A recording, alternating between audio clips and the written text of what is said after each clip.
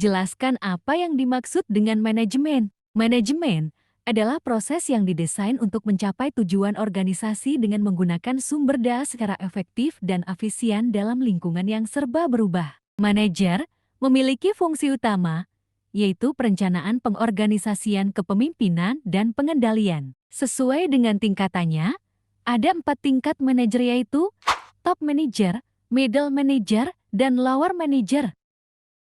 Bidang-bidang manajemen, yaitu manajemen sumber daya manusia, manajemen operasional, manajemen pemasaran, manajemen keuangan, dan manajemen informasi. 4 keahlian utama manajer, yaitu keahlian konseptual conceptual skill, keahlian analisis analytical skills, keahlian untuk berhubungan dengan orang lain human relation skills, keahlian teknis technical skills, keahlian membuat keputusan decision making skill, dan keahlian pengelolaan waktu. 4 peran manajer yaitu peran interpersonal, informasional, dan pengambilan keputusan. 4 tujuan dilakukannya penyusunan sasaran oleh manajemen yaitu: pertama, memberikan arahan dan petunjuk bagi manajer pada semua tingkatan mengenai kondisi perusahaan saat ini. Kedua, membantu organisasi atau perusahaan mengalokasikan sumber dayanya. Ketiga, sasaran juga membantu perusahaan menentukan atau mendefinisikan budaya perusahaan.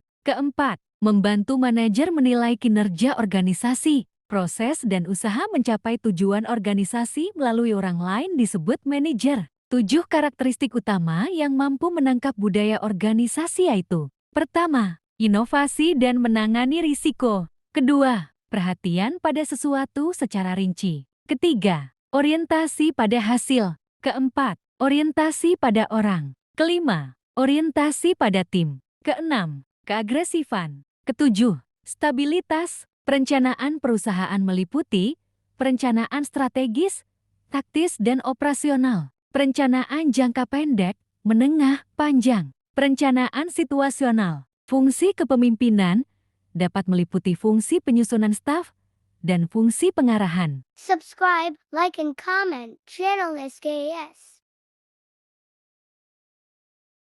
Jelaskan apa yang dimaksud dengan organisasi dan elemen apakah yang menentukan desain struktur organisasi. Organisasi adalah sistem sosial yang terstruktur dan terdiri dari individu dan kelompok yang bekerja bersama-sama untuk mencapai sasaran. Struktur organisasi didesain menggunakan 6 elemen utama, yaitu spesialisasi kerja work specialization, departementalisasi departementalisation, rantai komando chain of command, rantai kendali span of control, sentralisasi centralization, dan desentralisasi decentralization, serta formalisasi formalization. Beberapa jenis struktur organisasi yang telah banyak digunakan yaitu struktur lini dan staf, struktur fungsional, struktur divisional, struktur matriks, struktur internasional, dan struktur organisasi kontemporer yang berkembang di abad 21 yaitu struktur organisasi tim, matriks proyek, organisasi tanpa batas, dan struktur organisasi pembelajar.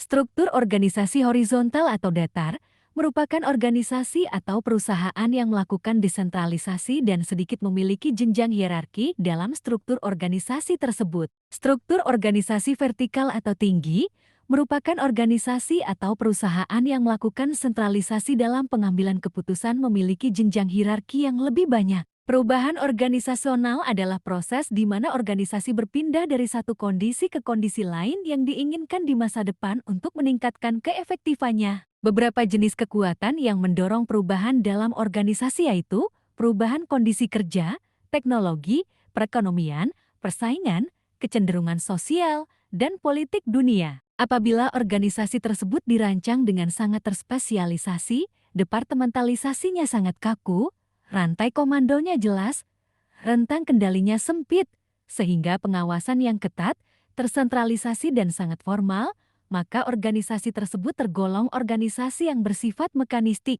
Hal yang terkait dengan perubahan organisasional adalah resistansi terhadap perubahan yang bersifat implisit dan eksplisit. Resistansi eksplisit ditunjukkan dengan komplain secara langsung terhadap perubahan yang dilakukan perusahaan atau organisasi. Resistansi implisit merupakan bentuk resistansi yang tidak tampak namun berdampak pada kondisi organisasi.